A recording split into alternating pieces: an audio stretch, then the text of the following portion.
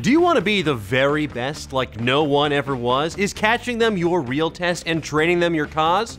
Well, if not, I mean, no worries. Leaving the house forever at age 10 sounds like a shit ton of work, and honestly, not something I'm down for. For the rest of us, that means there's plenty of time to chill at home and watch a heaping helping of brand new anime. But with so many titles coming out, how can you choose? How? Please tell me! Don't worry, I'm here to help. On today's episode of The Dan Cave, I've got the best new fall anime you need to put in your eyeballs. BUNGO Stray Dogs. A follow-up to this spring's first season, BUNGO Stray Dogs follows the members of the Armed Detective Agency, a group of people with supernatural abilities who work together to solve mysteries and carry out missions from the Mafia. This is basically like League of Extraordinary Gentlemen meets JoJo's Bizarre Adventure by way of your AP English class, which is to say, it's delightfully bonkers, but smarter than you'd expect. Like a crumpet with glasses. Drifters. Alright, quick history lesson, guys. The Battle of Sekigahara was a real-life conflict in the year 1600 that many view as the beginning of the Tokugawa shogunate, or Bakufu if you're nasty. One of the real samurai who fought and died there was someone named Shimazu Toyohisa. In Drifters, though, Toyohisa didn't die. He was transported to a magical realm where he and other famous warriors from across history are forced to do endless battle. You know, that old chestnut. That old, hey, help me, I'm a samurai, I thought I died a peaceful death, but oh no, I'm stuck battling people for all eternity chestnut. Which is actually how I want to go too, except replace do endless battle with eat a ton of buffalo wings. That'd be sick. Occultic 9. 9 oddballs are linked together by the Choujo Kagaku Kirikiri Basara, a blog that collects and summarizes occult events.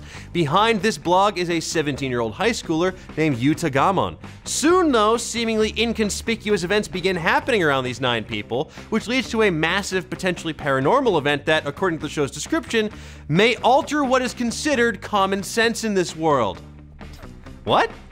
That sounds like the origin story of Nerdist News. Wait. Jessica? Is this anime about you? Trickster. In the 2030s, which is to say the not too distant future, Jesus, a group of enterprising youngsters called the Boy Detectives Club assembles to tackle mysteries great and small using the power of deductive reasoning. One day, though, they meet a boy named Yoshio Kobayashi who cannot die thanks to the effects of an unidentifiable mist. Vaping! What follows sends them down a terrifying path leading to a criminal named the Fiend with 20 Faces. Now, considering how terrifying Two-Face is, I don't even want to speculate about how scary this guy is. You just have to watch and find out. Spoiler, it's probably pretty scary. Days. Now you might think it's a little silly, but I actually have a real soft spot for sports anime. From Kuroko's Basketball to Hajime no Ippo to Prince of Tennis, there's just something special about seeing someone push their body and their mind to the limit in athletic competition.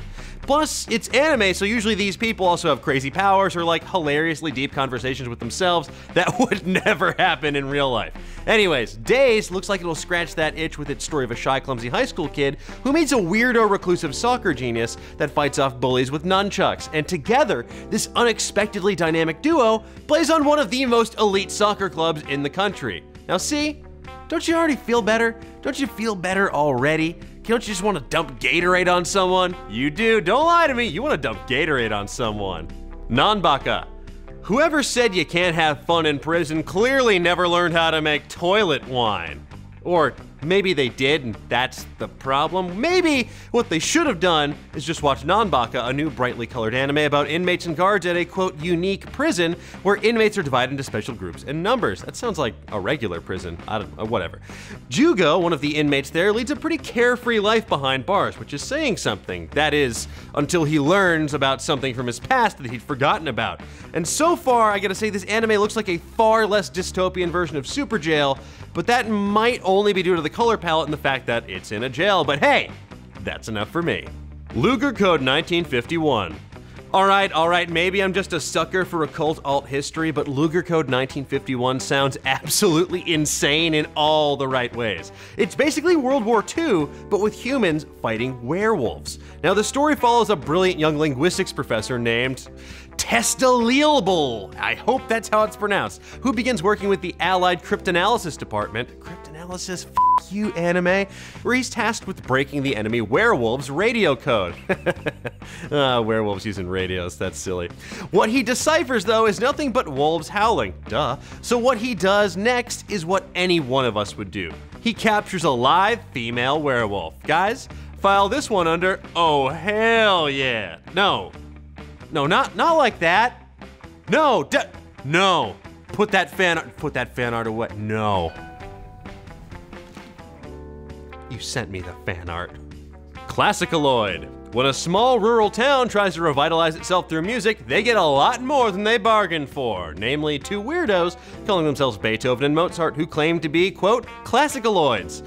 I don't know what it means either. There's a strange power, though, to the music that they make, and soon after their arrival, stars begin falling from the sky, and giant robots appear wreaking havoc on this small town. And because two wasn't enough, more classicaloids like Bach, Schubert, and Chopin begin appearing as well. Are they human, or are they dancer? Are they friend, or are they foe? Are they robots, or are they aliens? I don't know, but ask Kyle Hill on Twitter. Tweet at @sci_file using the hashtag LloydRage. Now that is just a smattering of the awesome anime coming your way this fall. Guys, tell me, which of these are you most excited for? What other shows would you add to this list? Let me know in the comments below, and while you're there, give me a highly animated thumbs up. Be sure to like and subscribe, or else you might miss out on next week's show, in which we talk about a pair of mice from the Rescue Aid Society venturing to Australia to save a golden eagle from poachers, only to find out that they're actually part of a centuries-old war between vampires and werewolves and the rescuers down underworld. Until next time, keep on digging.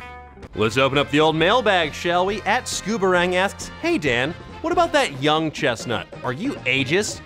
Yes, Scoobarang. I am ageist. Unless you're a baby genius, you're straight up worthless to me unless you can buy cigarettes while voting and renting a car. Just kidding, teens, y'all are chill as hell. The DJ Strong asks, what's that smell?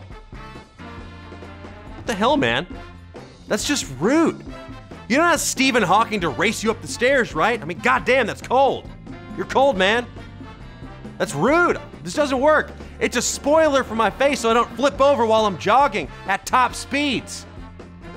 Come on, man.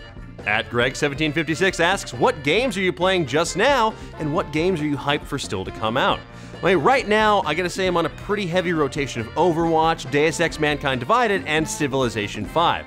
Because, I have to say, I'm also beyond stoked for Civilization 6, as well as Battlefield 1, and Final Fantasy 15, and oh god, I need more free time. I'm not gonna get to play like half of these. Anyway, guys, what game are you playing right now, and what game are you most looking forward to? Let me know in the comments below, and I'll see you guys next time!